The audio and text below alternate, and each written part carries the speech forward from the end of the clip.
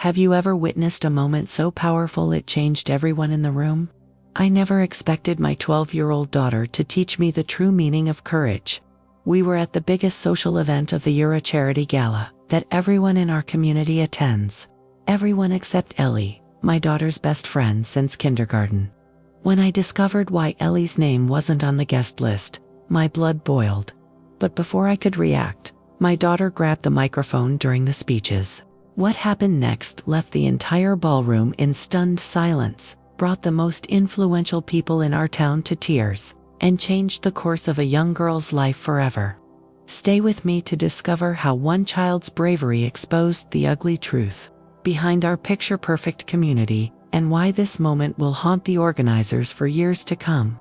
Welcome to Plot Twist Life, where we share real stories that reveal how a single moment can completely transform lives. I'm sharing this story because what my daughter did that night fundamentally changed not just our family, but our entire community. Before I dive into what happened at that gala, make sure you subscribe to Plot Twist Life for more stories that will make you rethink everything you thought you knew about courage, justice, and standing up for what's right.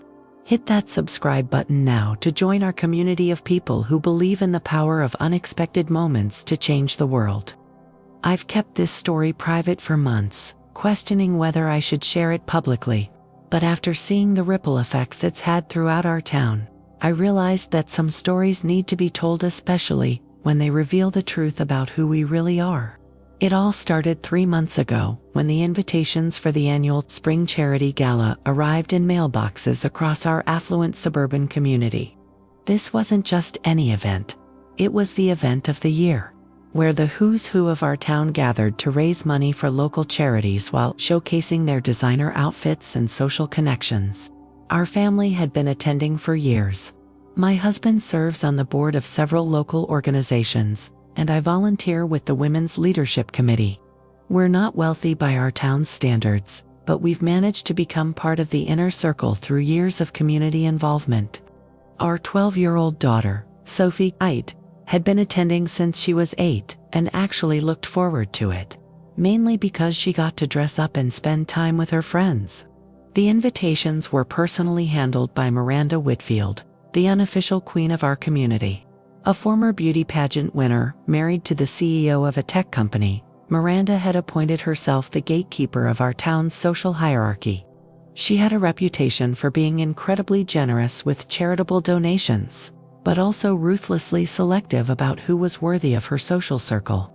When our invitation arrived, Sophie immediately asked if Ellie could join us this year. Ellie Thompson had been Sophie's best friend since kindergarten, a brilliant, artistic girl who had moved to our district 2 years ago when her mother, a single parent, took a job as an art teacher at the local middle school. "I don't think Ellie's family got an invitation, honey," I explained gently. "We can ask Miranda if we can bring her as our guest." Sophie nodded enthusiastically. "That would be perfect. Ellie's been drawing these amazing dresses in her sketchbook. She told me she's never been to a fancy party before." I made a mental note to call Miranda the next day. Ellie was a wonderful child, polite, thoughtful, and a positive influence on Sophie. I couldn't imagine anyone objecting to her presence. How wrong I was. When I called Miranda, her response was immediate and firm. "I'm so sorry, darling, but we're at capacity this year. Fire codes and all that." Her voice dripped with manufactured regret. "Perhaps next year we can include—" What was her name again? "Ellie Thompson," I repeated. "Her mother is the new art teacher at Westlake Middle School." There was a pause on the line. "Oh, the art teacher's daughter." Something in Miranda's tone shifted. "Well, this is really an event for families who contribute to our community. You understand. The ticket price alone supports our scholarship fund." I felt a flash of anger. "We'd be happy to cover her ticket," I offered, keeping my voice steady. "It's not just about the money, darling." Miranda's laugh was light, but dismissive. "The gala has a certain standard to maintain. I'm sure you understand." I didn't understand. Not then. But I would soon enough. When I broke the news to Sophie, her face fell. "But why?" she asked. "Ellie is the nicest person I know. She helps everyone in class. She even tutors Jamie Peterson in math, and he was super mean to her when she first moved here. Sometimes adults make decisions that don't make sense, I said, feeling uncomfortable with my own inadequate explanation. Sophie was quiet for a moment. Is it because Ellie's mom doesn't have a lot of money? Or because they live in the apartments instead of a house? Her question hit me like a slap. Was my 12-year-old more perceptive about the social dynamics of our town than I was? Had I been willfully blind to the exclusionary practices happening right in front of me, because they had never affected my family? That shouldn't matter, I said firmly, though I was beginning to suspect it mattered very much to people like Miranda. But it does, doesn't it? Sophie persisted. Last week, Mackenzie told Ellie she wears poor people clothes, and when Mrs. Peterson was collecting money for the class trip, she asked Ellie in front of everyone if her mom needed a scholarship. I felt sick. How had I missed this? We'd raised Sophie to judge people by their character, not their bank account. But clearly, other children in our community were learning different lessons. I don't want to go to the stupid gala if Ellie can't come, Sophie declared, crossing her arms. Part of me wanted to support her boycott. But another part, I'm not proud of, worried about the social consequences of skipping the event. My husband's business connections, my position on the volunteer committee. We were entrenched in this community. Let's think about this, I suggested. Maybe we can do something special with Ellie that same weekend. Sophie gave me a look that made it clear she saw right through my compromise. But she nodded reluctantly. The next week at school, Sophie learned something that changed everything. She came home visibly upset, slamming her backpack down on the kitchen counter. Mackenzie's having a birthday party the day after the gala, she said, her voice trembling with anger. She invited everyone in our class except Ellie. She told everyone not to say anything to her about it. Oh, honey, I sighed. That's terrible. And you know what's worse? Sophie continued, her cheeks flushed. Mackenzie is Miranda Whitfield's daughter. Of course she was. The apple hadn't fallen far from the tree. When Ellie found out, she pretended it didn't bother her, Sophie said. But I saw her crying in the bathroom later. She told me she's used to it, that at her old school, no one ever invited her to anything either. That night, I couldn't sleep. I kept thinking about Ellie, a child being systematically excluded because her mother was a teacher who lived in an apartment instead of $1 million home. I thought about all the times I'd sat on committees with women like Miranda, nodding along as they discussed which families should be included in various events. Had I been complicit in creating the very community that was now hurting my daughter's friend? The day of the gala arrived. Sophie got dressed without her usual excitement. She looked beautiful in her new blue dress, but her eyes lacked their usual sparkle. We don't have to stay long, I promised, as we drove to the Westlake Country Club, where the event was held each year. The ballroom was transformed into a spring wonderland, with cherry blossom centerpieces and twinkling lights draped across the ceiling. Waiters circulated with champagne and hors d'oeuvres, while a string quartet played softly in the corner. Miranda was holding court near the entrance, resplendent in a designer gown that probably cost more than my monthly mortgage payment. She air-kissed my cheeks and complimented Sophie's dress before moving on to the next guests. I noticed Sophie scanning the room, probably looking for her school friends. She soon spotted Mackenzie and a group of girls from their class clustered near the dessert table, all wearing dresses that were clearly chosen to match. "I'm going to say hi," Sophie said, but her voice lacked enthusiasm. I watched as she approached the group. From a distance, I could see Mackenzie's cool reception, the slight step back, the forced smile, the way the other girls closed ranks. After a brief exchange, Sophie walked away and rejoined me. Mackenzie said they're having a pre-party sleepover for her birthday tomorrow, Sophie reported, her voice flat. Everyone's going straight from here to her house. Everyone except me and Ellie. My heart sank. Oh, Sophie, I'm sorry. She shrugged, trying to appear unbothered. It's fine. I wouldn't want to go anyway. Not after how they've treated Ellie. The evening progressed as these events always did: silent auction, dinner, and then the speeches. First the mayor, then the head of the charity committee, and finally Miranda herself, who would announce the total amount raised and thank everyone for their generosity. But as Miranda approached the microphone, I noticed Sophie slipping away from our table. I assumed she was heading to the restroom and turned my attention back to the stage. Miranda tapped the microphone. "Good evening, friends and neighbors. What a beautiful night we're having for our annual spring charity gala. I'm thrilled to announce that we've raised over $300,000 for our community initiatives." Applause filled the room. Miranda beamed, basking in the adoration. "None of this would be possible without the generous contributions from our community's finest families," she continued. "People who truly understand the value of giving back and setting an example for the next generation." As she spoke, I noticed movement to her right. Sophie was approaching the stage, her face set with determination. My heart began to race. What was she doing? Before anyone could stop her, Sophie stepped onto the stage. Miranda faltered mid-sentence, clearly annoyed by the interruption but trying to maintain her gracious facade.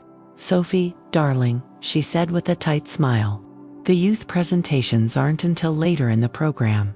Sophie didn't respond directly to her. Instead, she turned to face the audience. Someone handed her a microphone, one of the tech staff, who probably assumed this was part of the program. "Hi everyone," Sophie began, her voice surprisingly steady. "I'm Sophie Mitchell. My parents and I have been coming to this gala for years, and we've always been told it's about helping our community." The room fell silent.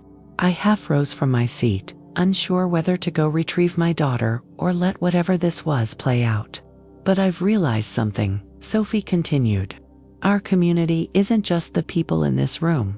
It's not just the families who can afford tickets to galas or who live in the right neighborhoods." I could see Miranda's expression hardening, but she seemed reluctant to create a scene by grabbing the microphone from a child. "My best friend Ellie couldn't be here tonight," Sophie said. "She wasn't invited, even though she's the kindest, smartest person I know. She tutors other kids for free. She helps clean up the art room every day without being asked. When Jamie Peterson broke his arm, she drew cartoons on his cast to make him feel better after he'd been mean to her." Sophie's voice grew stronger with each word. "But Ellie lives in an apartment. Her mom is a teacher who works really hard but can't afford designer clothes or fancy vacations. And because of that, Ellie gets left out. Not just from this gala, but from birthday parties and playdates and everything else." The silence in the room was deafening now. I could see people shifting uncomfortably in their seats, avoiding eye contact with each other. "Yesterday, I asked my mom what the word charity actually means," Sophie continued. "She told me it comes from a word that means love, but there's no love in the way we treat people like Ellie. There's no love in inviting every single girl in our class to a birthday party except one. There's no love in making someone feel like they don't belong because of where they live or what their parent does for a job." From my seat, I could see tears streaming down my daughter's face, but her voice never wavered. "So I have a question for everyone here tonight. What's the point of raising $300,000 for charity if we can't even be charitable to a 12-year-old girl who just wants to be included?" With that, Sophie handed the microphone back to a stunned Miranda and walked off the stage. As she made her way back to our table, something extraordinary happened. Someone started to applaud, a slow, deliberate clap that cut through the silence. It was David Thompson, the superintendent of schools, a man I'd served on committees with, but never really known well. His applause was joined by his wife, then by others: teachers, small business owners, the families who lived on the edges of our social circle but were invited because of their professional positions. Soon, half the room was applauding, while the other half, Miranda's half, sat in stony silence. Sophie slid back into her seat beside me, her hands shaking slightly now that her moment of courage had passed. "I'm sorry if I embarrassed you," she whispered. I pulled her into a fierce hug. "You didn't embarrass me," I said, my voice thick with emotion. "You made me prouder than I've ever been in my life." What happened next would reshape our community in ways none of us could have anticipated. Miranda, her face flushed with anger and embarrassment, attempted to regain control of the evening. "Well, isn't that ... touching," she said, her voice brittle. "Now, as I was saying about our fundraising total ... But the damage was done. The carefully maintained veneer had been cracked, and through that crack, the truth was visible to everyone. After the gala, as guests filed out, numerous people approached us. Parents I'd known for years confessed they'd felt uncomfortable with the exclusionary culture, but had never had the courage to challenge it. Teachers thanked Sophie for standing up for one of their students. Several of the wealthier families, whose children attended different schools, expressed shock that such behavior was happening in our community. The most significant encounter, however, came 2 days later. David Thompson, the superintendent, called me personally to request a meeting with Sophie and me. Curious, and a bit apprehensive, we agreed. In his office, he got straight to the point. "Sophie's speech at the gala has sparked an important conversation in our district," he said. "We've been aware of socioeconomic divisions affecting our students, but frankly, we haven't done enough to address them." He outlined a new initiative, a community inclusion program that would ensure all school and community events were accessible to every family, with anonymous scholarship funds for those who needed assistance. He wanted Sophie to help design it. "Your daughter showed remarkable courage," he told me. "She said what many adults have been afraid to say for years." As for Miranda Whitfield, the fallout was swift. Her daughter's exclusive birthday party was hastily reimagined as a community celebration, open to the entire class including Ellie. Several families declined to attend anyway, choosing instead to join Sophie and Ellie for a movie day we hastily organized. Miranda herself stepped down from her position as chair of the charity committee, citing personal reasons. The whispers around town suggested she'd been asked to resign by other influential members who were embarrassed by the publicity Sophie's speech had generated. In perhaps the most surprising turn of events, Ellie's mother, Ms. Thompson, was approached by several parents who had attended the gala. They commissioned her to teach private art lessons to their children, substantially supplementing her teaching salary. Within months, she had enough students to open a small weekend art studio in town, and she and Sophie became even closer, bonded by the experience. But more importantly, Ellie was no longer the excluded child. Other parents made sure she was included in activities, often offering to drive her or cover her expenses without making a show of it. The most touching moment came at the end of the school year, when Ellie received the school's first Community Spirit Award, an honor created by the superintendent to recognize students who make their school a better place for everyone. When she accepted it, she thanked Sophie for being the kind of friend who made her feel like she belonged. That night at the gala changed everything, not just for Ellie and Sophie, but for our entire community. It forced us all to confront the invisible barriers we'd allowed to divide us, and the silent complicity that maintained them. I learned that courage doesn't always come in the form we expect. Sometimes it's a 12-year-old girl stepping onto a stage, trembling with fear but determined to speak truth to power. As for me, I've become much more intentional about who and what I value. I no longer worry about maintaining my position in a social hierarchy that hurts children. Instead, I focus on building a community where everyone truly belongs. If this story resonated with you, please subscribe to Plot Twist Life for more real stories about moments that change everything. Hit that subscribe button now and join our community of people who believe in the power of speaking up, standing firm, and doing what's right even when it's difficult. And remember, sometimes the most powerful voice in the room isn't the loudest or the most authoritative.